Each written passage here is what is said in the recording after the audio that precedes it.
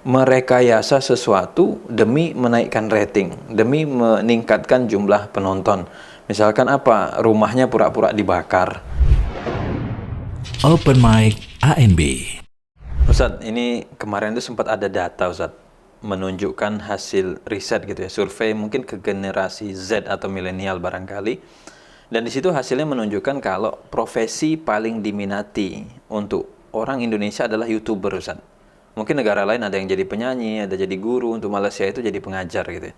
Nah, artinya kan tren untuk jadi content creator itu cukup menarik sekarang Ustadz. Nah, kita butuh panduan Ustadz. Sebenarnya apa hukumnya kita jadi YouTuber, jadi content creator? Boleh nggak? Kalau memang itu diniatkan untuk cari duit Ustadz, untuk dapat penghasilan, dapat pemasukan, kira-kira gimana? Alhamdulillah, wassalatu wassalamu ala rasulillah. Memang yang namanya terkenal itu termasuk di antara syahwat. Dan sebagian orang punya cita-cita pengen terkenal. Apapun background disiplin ilmu dia, bahkan barangkali dia tidak punya pemahaman ilmiah sama sekali, baik di bidang ilmu dunia maupun apalagi di bidang ilmu agama. Tapi mereka bisa menikmati dengan terkenal itu. Nah, yang jadi masalah adalah ketika dia sifatnya hanya ingin terkenal, namun dia tidak punya modal ilmiah yang bisa dia sajikan ke masyarakat. Akhirnya konten yang dia buat hanya sebatas konten yang nggak bermutu ya. Sebatas misalnya konten dagelan ya, konten sengaja membuat humor atau yang lucu-lucu, tapi muatannya nggak ada ya, cuman bisa bikin orang ketawa saja ya. Dan yang namanya lucu itu kan ketika berulang jadi nggak lucu. Pertama kali melihat mungkin lucu, begitu berikutnya sudah nggak lucu lagi. Sah-sah saja orang membuat lucu, cuman di situ perlu Anda ingat bahwa itu bukan tujuan utama kita. Oleh karena itu, jika kita berbicara tentang bagaimana sih hukumnya bagi orang yang pengen jadi YouTuber, pengen jadi influencer dan seterusnya. Selagi Anda tampil di muka, tampil di depan, dalam rangka untuk memberikan edukasi bagi masyarakat. Jadi yang kita butuhkan kan edukasi ya. Anda di YouTube itu menyampaikan informasi. Anda di medsos yang lain sifatnya hanya menyampaikan informasi.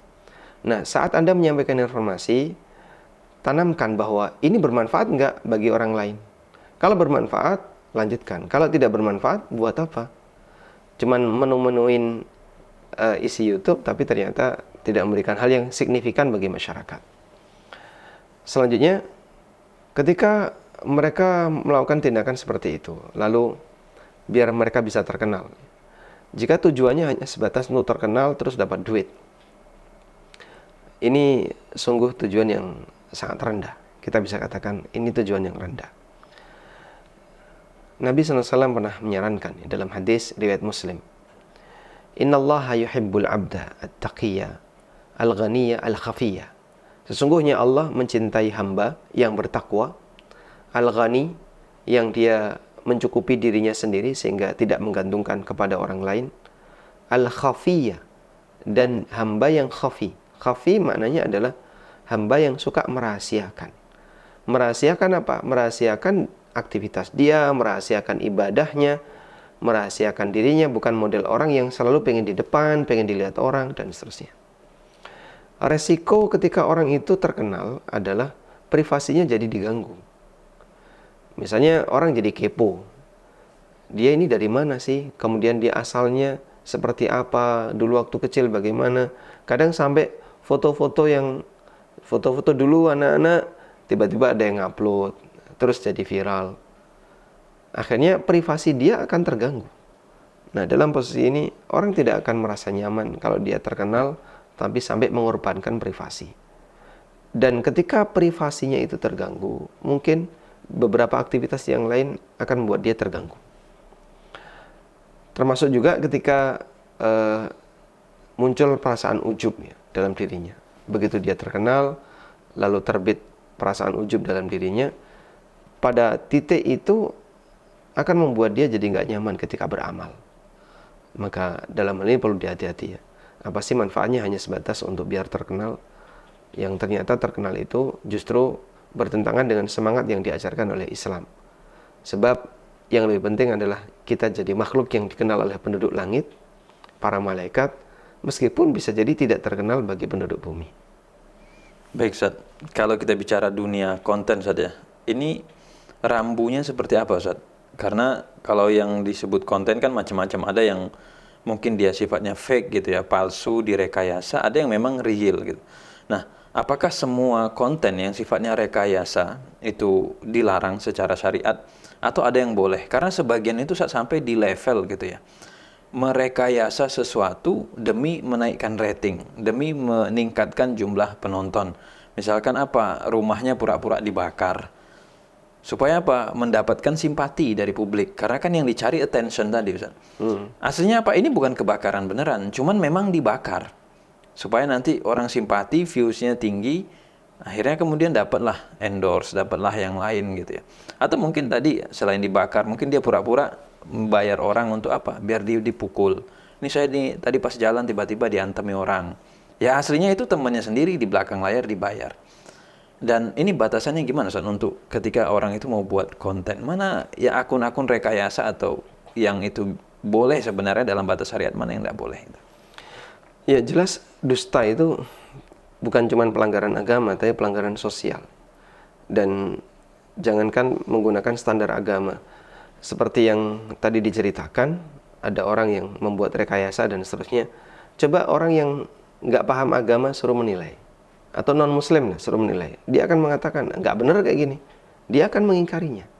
Seperti ini praktek nggak benar. Apalagi menggunakan standar agama. Karena Islam sangat tegas dalam masalah kedustaan.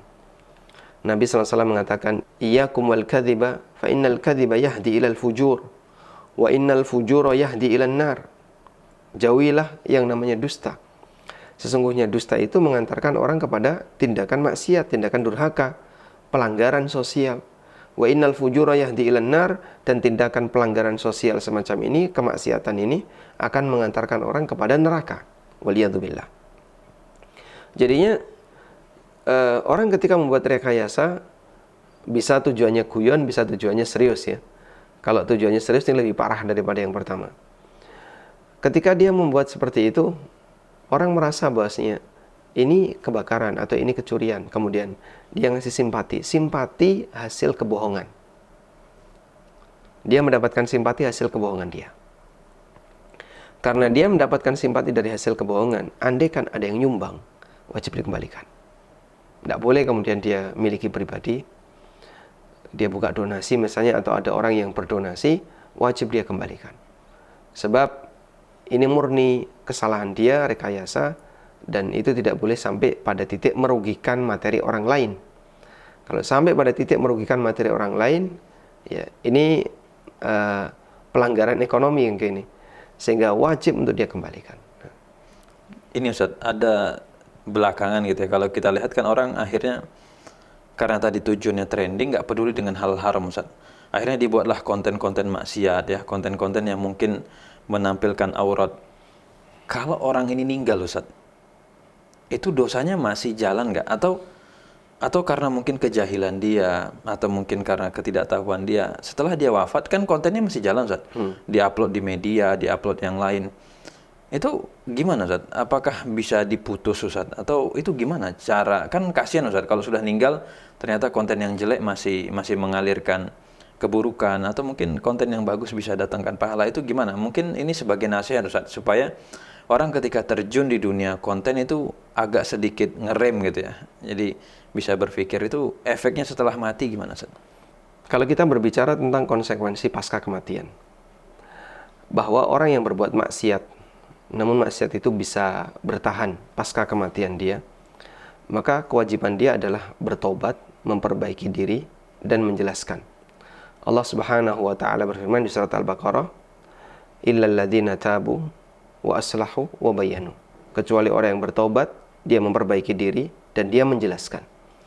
Artinya bertobat adalah pernyataan dia kalau dia menyesali perbuatan yang jahat itu.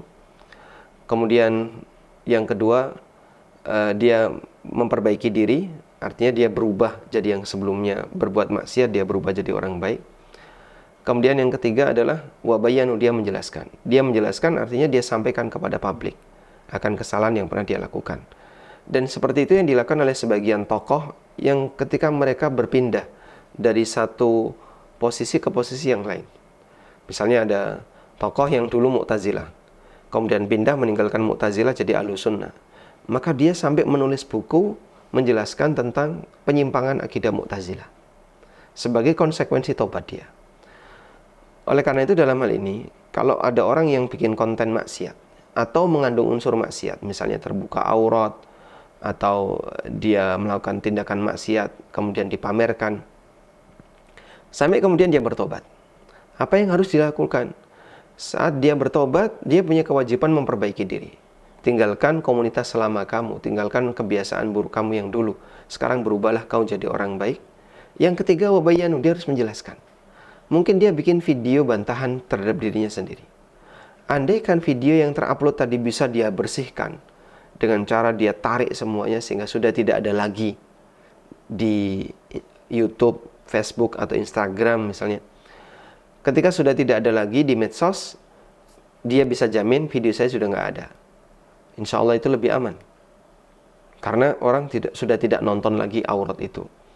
Namun ketika ini tidak memungkinkan, maka dia harus ngasih video bantahan. Sampaikan bahwa saya sudah bertobat dan saya menyatakan video lama saya sudah tidak berlaku. Saya tidak halalkan bagi siapapun untuk tetap mempublish video itu. Saya minta agar dihapus. Dia sebarkan. Nah, ketika disebarkan, banyak orang yang baca, banyak orang yang lihat. Nah, bagi mereka yang punya kesadaran akan menghapus video itu. Insya Allah kalau sudah seperti ini, dia berarti membebaskan diri dari dosa masa silamnya.